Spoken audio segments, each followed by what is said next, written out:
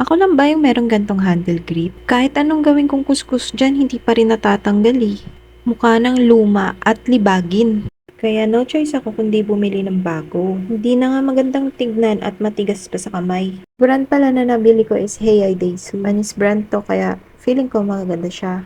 650 ko siya nabili. Di talaga to yung gusto kong version pero ubusan kasi ng color black kaya dito na lang ako nag-stick. At di mo na nga kakailanganin ng mekaniko para maikabit to. Basta may tamang tools ka lang. Pero wala akong tools kaya pumunta ako dito sa shop. 60 pesos nga lang pala yung label. Unahin nga palang tanggalin itong screw sa end ng handle grip. Namitan din pala to ng martilyo para madaling matanggal. Namitan din ng pliers para tuluyan na mapihit yung end. Since rubber nga ito, mahirap siyang baklasin. Kinater na rin pala ni kuya yung lumang handle grip para mabilis nang matanggal. Saka naman tatanggalin yung mga nakaumbok dun sa throttle pipe. Pakinisin mo to hanggang sa magpantay siya para hindi ka mahirapan mag-attach ng bagong handle grip. Tanggalin mo na rin yung lumang adhesive dun sa kabilang hawakan. Kakailangan mo rin pala dito ng oil, kahit anong klase, para mabilis maipasok yung bagong handle grip. Gamitin mo na rin ng basahan para hindi dumulas yung kamay. Kailangan din malakas yung braso mo para mapasok mo tong handle grip kasi nga, rubber siya, tapos metal yung pinagkakabitan. Pwede mo na ulit ikabit yung handle grip end, tsaka yung mga tornilyo. Ina-adjust ko na rin yung brake kasi hindi na kumakagat yung handbrake lock. Ano na nga yung itsura niya pagkatapos. Ano masasabi niyo? Maganda ba yung gawa ni kuya? Comment mo naman yung opinion mo. And that's it for today's video. Thank you guys. Bye!